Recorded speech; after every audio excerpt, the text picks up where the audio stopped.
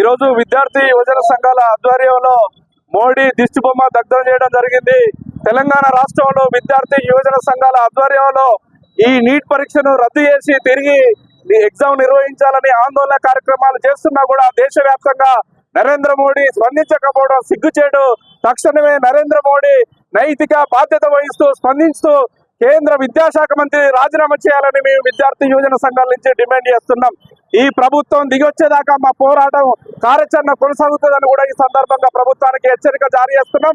తెలంగాణ రాష్ట్రంలో ఉన్నటువంటి ఎవరైతే కేంద్ర మంత్రివర్గంలో ప్రాతినిధ్యం వహిస్తున్నటువంటి కిషన్ రెడ్డి, బండి సంజయ్ మీరు ఇప్పటికీ స్పందించట్లేదు.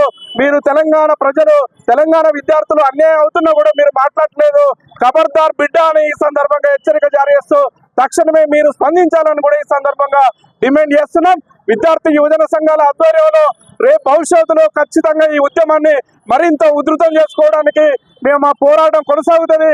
అవసరమైతే చలో ఢిల్లీ కార్యక్రమాన్ని దేశవ్యాప్తంగా విద్యార్థి యువజన సంఘాలు కలుపుకొని చలో మోడీ నీ అంత చూస్తామని కూడా ఈ సందర్భంగా హెచ్చరిక జారీ చేస్తూ నీటి విద్యార్థులకు న్యాయం చేసేదాకా, ఎన్టీఏను రద్దు చేసేదాకా మా పోరాట కార్యాచరణ ఉంటుందని కూడా ఈ సందర్భంగా మీడియా ద్వారా మేము తెలియజేస్తున్నాం.